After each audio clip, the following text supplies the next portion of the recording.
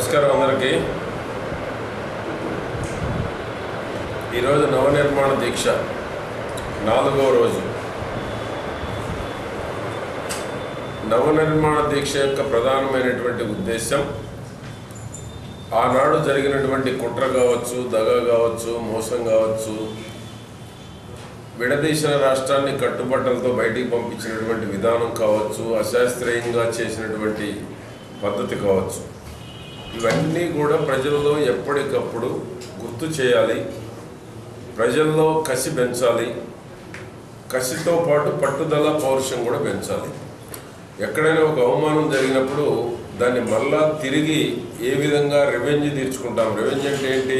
కసితో అభివృద్ధి చేసుకొని ఎవరైతే మనకు అన్యాయం చేశారో, దగా చేశారో, కుట్ర చేశారో వారు మళ్ళా తలదించుకునేటువంటి విధంగా, వాళ్ళు సిగ్గుపడేటువంటి విధంగా అభివృద్ధి, సంక్షేమం చేయాలి అనేటువంటిది, పేదరికం లేనటువంటి రాష్ట్రంగా చేయాలి అనేటువంటిది తెలుగుదేశం ప్రభుత్వం, చంద్రబాబు నాయుడు గారి యొక్క ఆలోచన.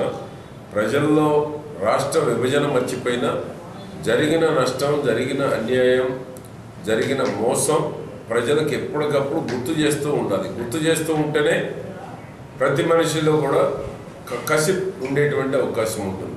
ఆ కసితోనే మనం డెవలప్ చేయాలి. చంద్రబాబు నాయుడు గారు కంబైన్డ్ స్టేట్లో కూడా ఇంత కష్టపడలేదు. విడిపోయిన రాష్ట్రంలో క్షణం వృధా చేయకుండా 18 గంటలు అహర్నిశలు కష్టపడుతూ రాష్ట్రం కోసం పనిచేస్తూ ఉన్నారు. అంటే అంత కసి, పౌరుషం, పట్టుదలతో పనిచేస్తూ ఉన్నారు. అది ఈ రాష్ట్రంలో ఉన్న 5 కోట్ల మందిలో కూడా అది నిరంతరం ఉండేటువంటి విధంగా చేయాలనే 7 రోజుల పాటు కార్యక్రమాన్ని తీసుకున్నారు. ఈరోజు ముఖ్యంగా ఈరోజు ప్రధానమైనటువంటి ఎజెండా సంక్షేమం. ఈరోజు ప్రధానంగా 47 లక్షల మందికి పెన్షన్లు ఇస్తున్నారు. 1,42,00,000 మందికి రేషన్ పంపిణీ చేస్తున్నాం. బియ్యం ఇస్తున్నాం. కిలో మనిషికి 5 కేజీలు ఇస్తున్నాం. 7 మంది ఉంటే ఒక ఇంట్లో 35 కేజీలు ఇస్తున్నాం. 8 మంది ఉంటే 40 కేజీలు ఇస్తున్నాం. గతంలో 20 కేజీలు మ్యాక్సిమం ఉండేది. చంద్రబాబు గారు ముఖ్యమంత్రి అయిన తర్వాతనే ప్రతి ఇంట్లో ఎంతమంది ఉంటే అంతమందికి 5 కేజీలు ఇస్తున్నాం. గ్యాస్ శాచురేషన్ ఇస్తున్నాం. 8వ తేదీతోటి ఈ రాష్ట్రంలో 350 కోట్లు ఖర్చు పెట్టి శాచురేషన్, గ్యాస్ లేదు అనేటువంటి అవకాశమే లేకుండా ప్రతి ఇంటికి గ్యాస్ ఇస్తున్నాం. ఆ విధంగా ఈరోజు రాష్ట్రంలో మహిళలకి 2,000 కోట్లు పెట్టాము ఈ బడ్జెట్లో. అది లింకేజ్ కావచ్చు, వాళ్ళ వెల్ఫేర్ కోసం కావచ్చు, మహిళా సాధికారత కోసం కావచ్చు. 2,000 కోట్ల రూపాయలు ఈ బడ్జెట్లో మహిళా సాధికారత కోసం కేటాయింపులు చేయటం జరిగింది. ఆ విధంగా ఈరోజు పంచదార కేంద్ర ప్రభుత్వం సబ్సిడీ ఏప్రిల్ 1 నుంచి దేశమంతా కట్ చేశారు.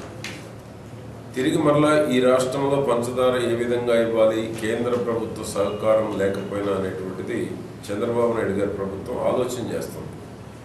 పంచదారతో పాటు కందిపప్పు, మినపప్పు, శనగపప్పు, పామాయిల్ కూడా ఇవ్వాలి అనేటువంటిది ఒక యాక్షన్ ప్లాన్ తయారు చేస్తున్నాం. దీని మీద రాగల 1 మంత్లో ఒకసారి చర్చించి ముఖ్యమంత్రి గారితో సమావేశం అయిన తర్వాత దీని మీద ఒక నిర్ణయం తీసుకోబోతా ఉన్నాం. పేదవారు ముఖ్యం, రైతులు ముఖ్యం. సామాన్యుడు కడుపు నిండా అన్నం పెట్టేటువంటిది తెలుగుదేశం ప్రభుత్వం. కనుకనే కేంద్ర ప్రభుత్వం ఈరోజు పంచదార కట్ చేసిన రాష్ట్ర ప్రభుత్వమే భరించి ఇవ్వాలి అనేటువంటిది ప్రభుత్వం యొక్క ఆలోచన. 2 రోజుల క్రితం ముఖ్యమంత్రి గారితో సమావేశమయ్యాం. మా అధికారులు, మేమందరం. ముఖ్యమంత్రి గారు ఒక యాక్షన్ ప్లాన్ తయారు చేయండి. కేంద్ర ప్రభుత్వం కట్ చేసింది సబ్సిడీ పంచదార మీద. ప్రతి పేదవానికి పంచదార అవసరం. ప్రతి ఇంట్లో కాఫీ, టీలు తాగుతారు కాబట్టి పంచదార అనేటువంటిది నిత్యావసర వస్తువు ఈనాడు. అదేవిధంగా పేదవానికి భారం కాకుండా ఈ కందిపప్పు, మినపప్పు, శనగపప్పుతో పాటు పామాయిల్ కూడా వర్కౌట్ చేస్తున్నాం.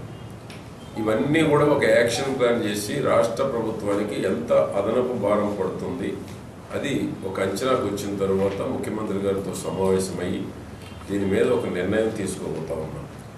ఎందుకంటే ఈ రాష్ట్రంలో 4,50,00,000 మందికి కడుపు నిండా అన్నం పెట్టాలి, పేదవారు పేదరికంలో ఉండటానికి వీలు లేదు. దానికోసమే ఒక యాక్షన్ ప్లాన్ చేస్తున్నాం. ఒక నెల రోజుల్లో దీని మీద ప్రభుత్వం ఒక నిర్ణయం తీసుకుంటుంది. ఆ విధంగా పేదవారికి ఇచ్చేటువంటి రేషన్లో కేంద్ర ప్రభుత్వం కోత విధించిన రాష్ట్ర ప్రభుత్వం భరించి పేదవారిని ఆదుకోవాలన్నటువంటిది ప్రభుత్వం యొక్క ఉద్దేశం.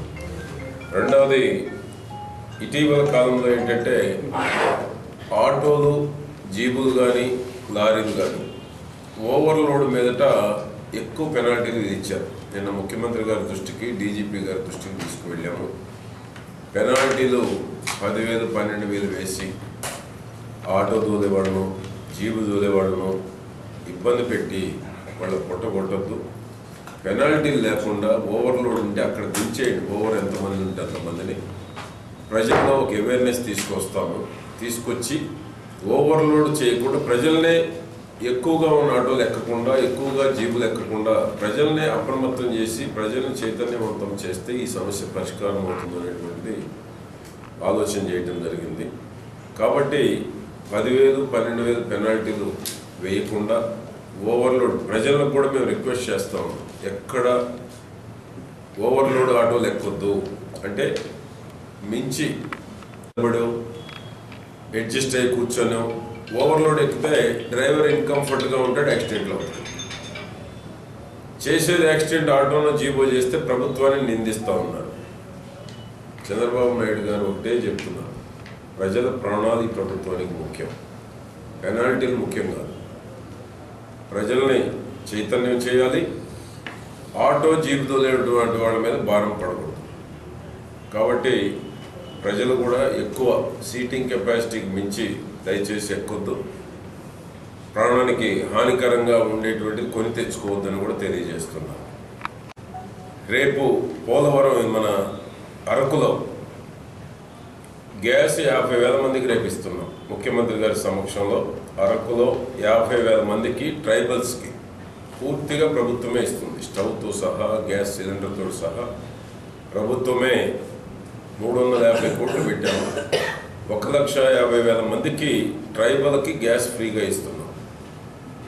నాన్ ట్రైబల్స్కేమో స్టవ్ బెనిఫిషరీ లబ్ధిదారులు కొనుక్కోవాలి. ఆ విధంగా రేపు ముఖ్యమంత్రి గారి సమక్షంలో అరకులో 50,000 మంది సమక్షంలో ట్రైబల్స్ అందరికీ గ్యాస్ పంపిణీ చేస్తూ ఉన్నాం. రేపు ఉదయం 11 గంటలకి అరకులో ముఖ్యమంత్రి గారు కూడా రాబోతూ ఉన్నారు. నాలుగోది, నిన్న రాహుల్ గాంధీతో పాటు దేశంలో ఉన్నటువంటి ప్రధాన ప్రతిపక్షాల పార్టీల నాయకులు వచ్చారు.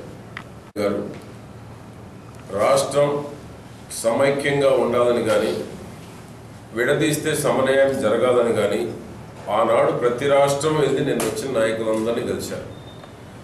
ఆయన ఎక్కే గడప దిగే గడప ఆనాడు రాష్ట్ర ప్రజలందరూ చూశారు.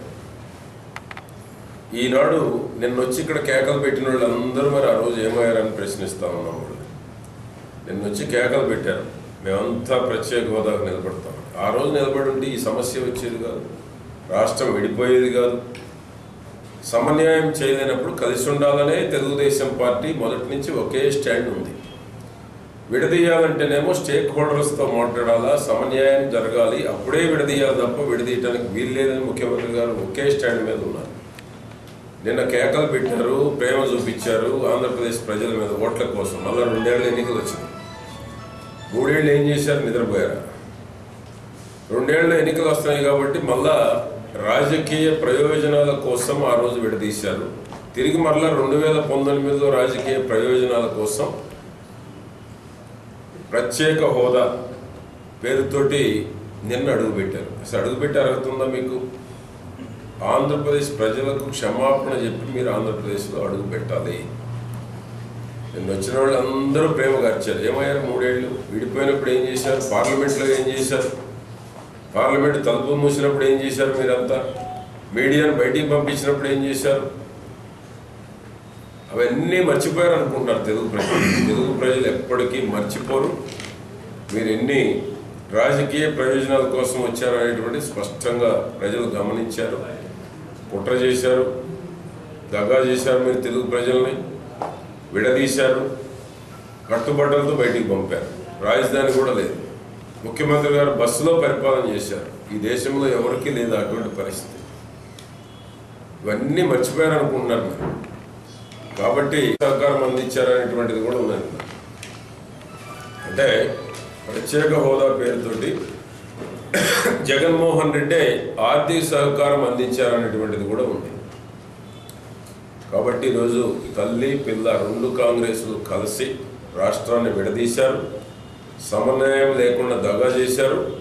దగా చేసిన రెండు పార్టీలని ఈ రాష్ట్ర ప్రజలు ఎప్పటికీ మర్చిపోరు. కనుకనే ఒక పార్టీని ప్రతిపక్షంలో కూర్చోబెట్టారు, ఒక పార్టీకి ఏమో డిపాజిట్లు లేకుండా తరిమి కొట్టారు.